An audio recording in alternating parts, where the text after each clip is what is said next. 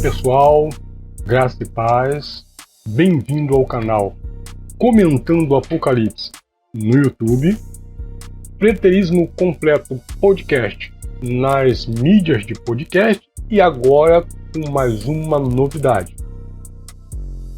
Acesse a nossa rádio online, a Rádio Estação Preterista.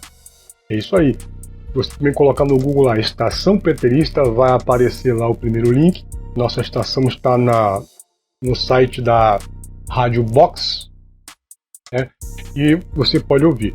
Estamos aprontando também um aplicativo da rádio, já está pronto, né? O aplicativo já está pronto. Estou finalizando ele, tá? Para colocar no Google Play. Mas ele já está pronto, já está funcionando. Bom?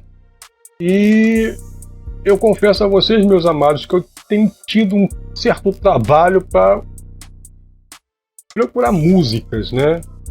As músicas não existem. Vou dizer a você que hoje existe música adequada? Não existe, tá? Porém, existe música que dá para, né, botar as coisas, vamos dizer assim, na conta da licença poética, né? Dá para passar. Mas tem umas que realmente, me perdoe o linguajar, é um lixo e a gente não temos que descartar. Então, eu tenho tido assim um pouco de trabalho nesse sentido, de procurar músicas, tá? Mas a rádio já está lá, está funcionando na web, ainda não existe, não tem ainda programações, né? Eu coloco de vez em quando alguns vídeos, né? O áudio do vídeo do YouTube. E eu peço aqui, melhor dizendo, autorização dos irmãos, tá? Para eu poder colocar também mensagens de outras plataformas, né? de outros canais, tá? Porque, meus amados, eu não montei essa rádio para me promover ou promover meu canal. Não, é para levar a palavra, para levar este evangelho que nós pregamos consumado. Então, já de antemão eu peço licença, peço permissões, né, aos irmãos em graça aí, o irmão Elcio, o irmão Geraldo, o Messias, né, o irmão Neucimar, o irmão Júlio e demais os irmãos aí que estão pregando a graça. Já peço licença, tá, para poder usar o áudio dos seus vídeos para fazer uma programação. Tá? Porque essa é a intenção. A intenção não é me promover. Mas eu vou fazer uma grade, ainda estou estudando essa grade, tá? Para que nós possamos levar aí este evangelho. Tá bom, meus amados? Então, dado este recado, nós vamos para o nosso tema, que é a água, o rio, né, da água da vida. O rio da água da vida. Que está em Apocalipse 22. Vamos lá, vamos entender um pouquinho a respeito disso. Diz assim Apocalipse 22. O anjo também me mostrou o rio da água da vida, brilhante como um cristal. Isso é importante. Brilhante como um cristal. Que sai do trono de Deus e do Cordeiro. Tá. Vamos lá. Primeira coisa, eu quero destacar aqui. Eu tenho estudado bastante a origem, sabe, a origem da religião, né, a origem sumérica, né, e da Mesopotâmia. Eu tenho estudado bastante a respeito, né, da criação da humanidade, para poder entender a Bíblia, né. E engraçado que na Bíblia, o apóstolo Paulo diz que o Senhor é o Espírito. O Senhor é o Espírito. E nessas religiões antigas, né, que ficavam na Mesopotâmia, eles tinham uma ideia de vida após morte interessante, tá? E na vida após morte eles podiam se casar, eles podiam comer, beber, Essa é a ideia dessas pessoas, que não saísse desse mundo e fosse para outro mundo, eles viveriam uma outra vida em outro mundo. Haja vista, se você não conhece, como é que é a mitologia nórdica é maravilhosa. A mitologia nórdica é maravilhosa, tá? Eles acreditavam, um viking acreditava que se ele morresse pelo seu deus, tá, ele estaria no salão de Valhalla, né, sentado na mesa bebendo cerveja, hidromel, com Thor, com Odin e todos os deuses que eles adoravam. Essa é a ideia de vida após morte deles, porque eles acreditavam que realmente eles estariam em outro lugar de corpo físico, né? E eu tenho batido aqui drasticamente, né, fortemente, que não existe esse negócio de carne estar em outra vida, tá? Mas essa era a concepção passada, antiga. Por isso que o apóstolo Paulo ele vem combatendo isso. Jesus ele fala, né, que lá no céu não se casam, não se dão casamento, porque todos serão como anjos de Deus, ou seja, espíritos também. Todos serão espíritos, então não terá corpos físicos. Mas era a percepção deles. É o que eles acreditavam no passado. O apóstolo Paulo ele deixa escrito: o Senhor é o Espírito. Espírito tem corpo. Espírito tem braço, perna? Não tem. Então, se o Espírito não tem, por que haveria um trono para o Espírito? Por que haveria um trono? Aqui está falando de uma cidade, a Nova Jerusalém. Esse é o contexto aqui, está falando da Nova Jerusalém. Tá? E nessa Jerusalém haveria um trono de Deus e do seu Cordeiro. Mas se Deus, o Senhor, é o Espírito, para que haveria um trono? O Espírito não tem com que sentar. Né? Mas, irmãos, então dá para ver isso aqui, que isso aqui não é literal. Dá para ver que isso aqui é uma simbologia. Qual é a simbologia do trono? Pois naquela época, trono era uma liderança, era uma governança, né? Era um governo. O governo era monárquico. Então, e o trono ele ficava numa posição, tipo um palanquezinho, né? Um degrau, 2 ou 3 degraus, dependendo da vaidade do rei, né? E o trono ficava ali no alto, destacado.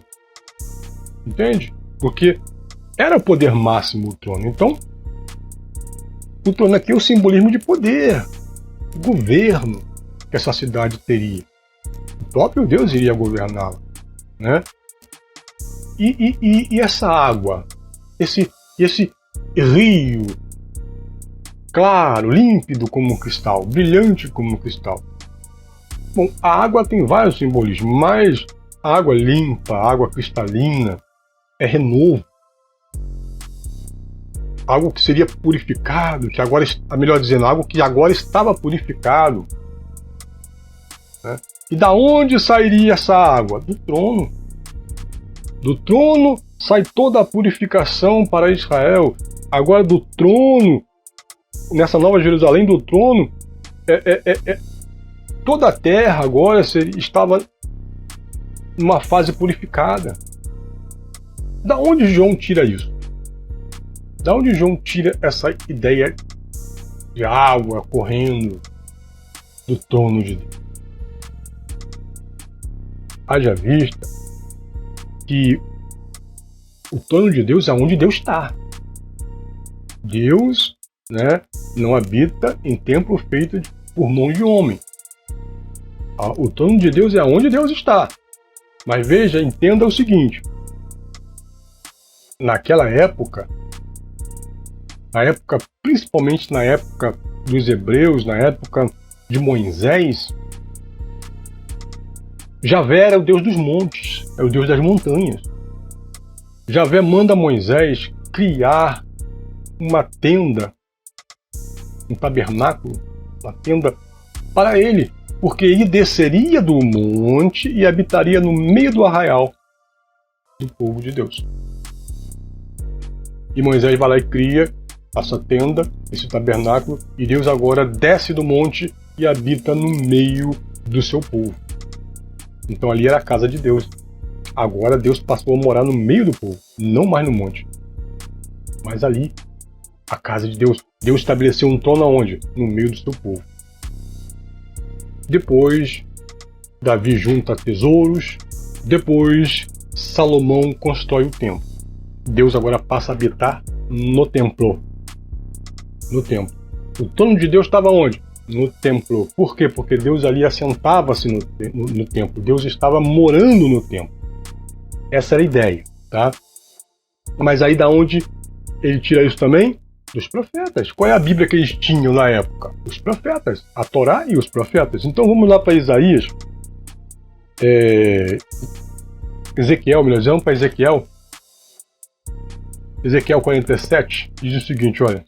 Depois disso, me fez voltar à porta da casa. Que casa? A casa de Deus. Era o templo. Tá? Eles entendiam como casa mesmo. Dava toda a conotação do templo ser a casa de Deus, tá? Me fez voltar à porta da casa, e eis que saía água por debaixo do umbral da casa para o oriente. Por quê? A face da casa dava para o oriente. E as águas desciam debaixo. Desde o lado direito da casa ao sul do altar. Entende agora? Porque a casa era o templo e tinha lá o altar. Então essa água saía desde o lado direito da casa ao sul do altar. Zacarias 14, ele também nos dá uma referência aí sobre Zacarias 14, versículo 8. Olha.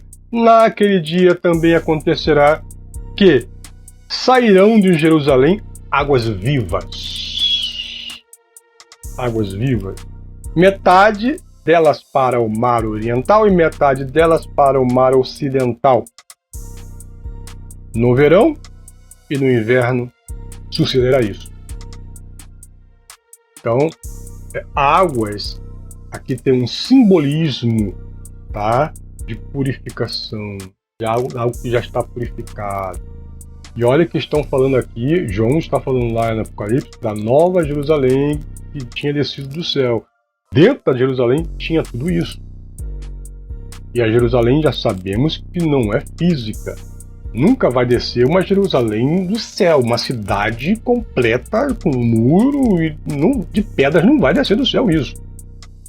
O apóstolo Paulo diz que nós já chegamos a Sião, já chegamos a Nova Jerusalém, que é a livre. Né? Então é tudo, cara, tudo uma linguagem de figura. Não é nada físico de fato. E é bom estar sempre falando isso, né? Continuando a leitura do texto aqui. Saía do trono de Deus e que passava no meio da rua principal da cidade. Beleza. Em cada lado do rio está a árvore da vida. Olha, em cada lado do rio. Não era uma árvore da vida. Em cada lado do rio havia árvores da vida. Está a árvore da vida. Outra coisa que eu queria dizer aqui sobre árvore, né? A árvore também, na cultura oriental, na cultura mesopotâmica, por exemplo, a árvore ela era sagrada. Muitas árvores eram sagradas. Vivia séculos, milênios. Tem uma árvore, eu vi uma reportagem esse dia, tem uma árvore em Portugal com mais de 3.000 anos. Veja o que essa árvore já passou, em quantas culturas essa árvore passou.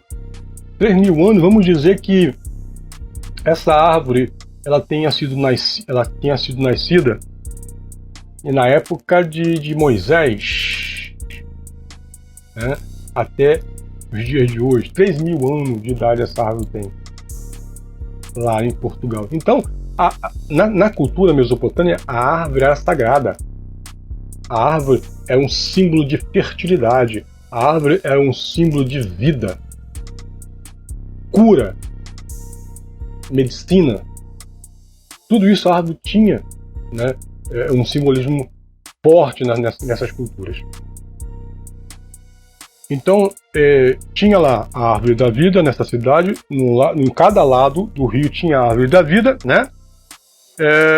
Que dá fruto, dá 12 frutos ao ano, isto é, 1 por mês.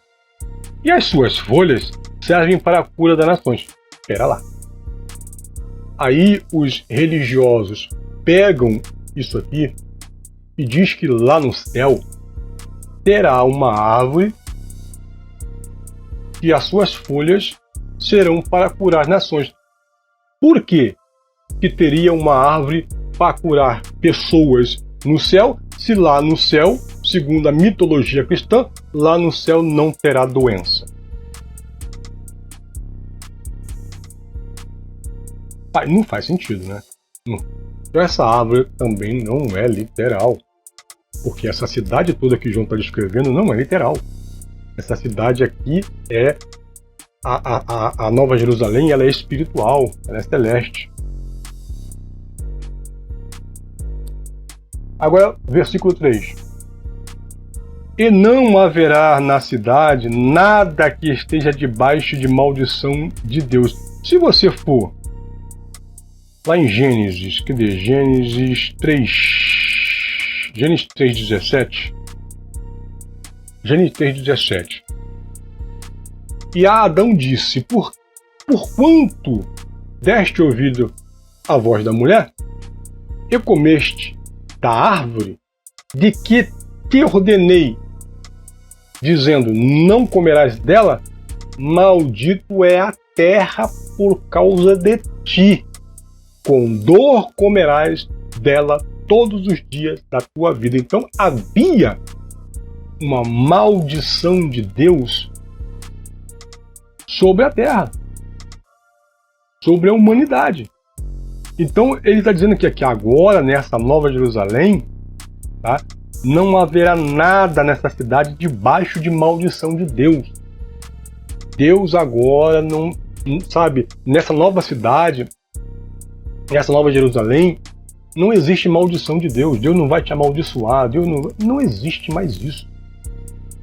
Embora os homens hoje, eles estão resgatando a maldição da lei para suas vidas e ensinando as pessoas a viver nessa maldição. Mas, de fato, não existe mais maldição nenhuma para o povo de Deus.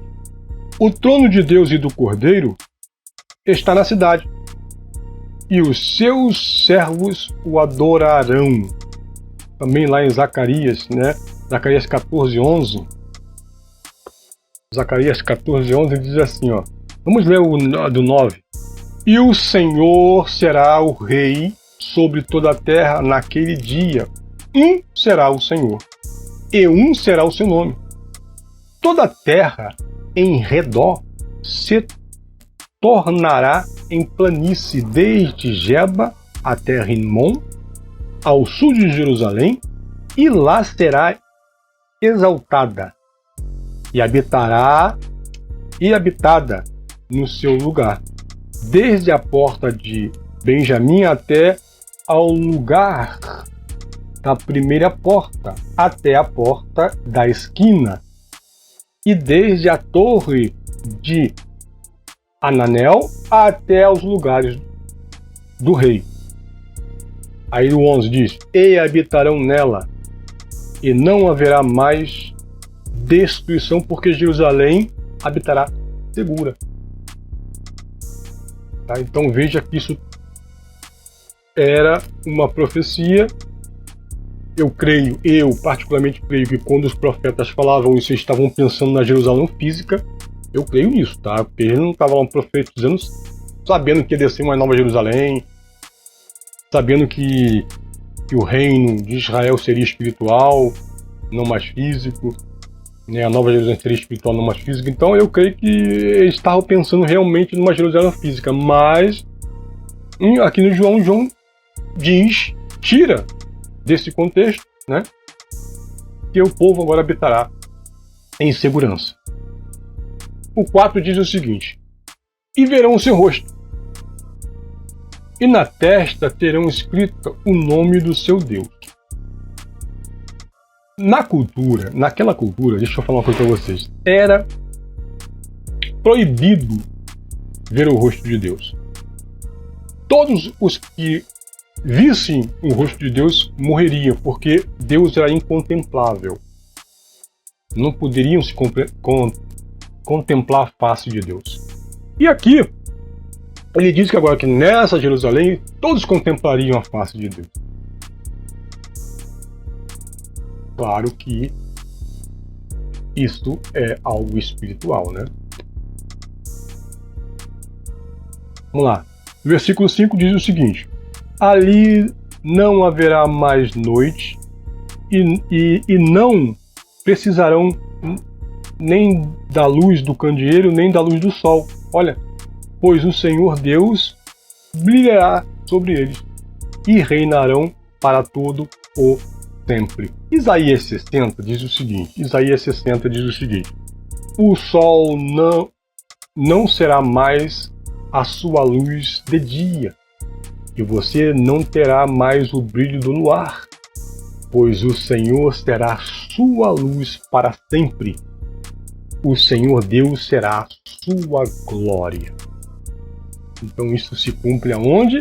Em Apocalipse, onde João vê a cidade descendo do céu, e dentro dessa cidade ele vê tudo isso.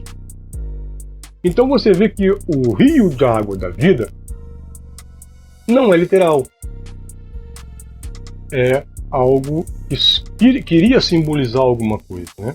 O rio da água da vida era todo aquele simbolismo de purificação que a nova cidade, que a nova Jerusalém teria. Não seria mais uma Jerusalém igual a Jerusalém terrena, sabe? Mas uma Jerusalém espiritual, uma Jerusalém purificada. Ok, meus irmãos? Esse é o meu entendimento a respeito disso, desse assunto, tá bom? E vamos ficando por aqui. Não esqueça de se inscrever no canal, não esqueça de dar o seu like, ok? Contempla a gente lá na mídia de podcast, assista lá, ouça a rádio Estação Preterista, tá? E estamos juntos, graça e paz.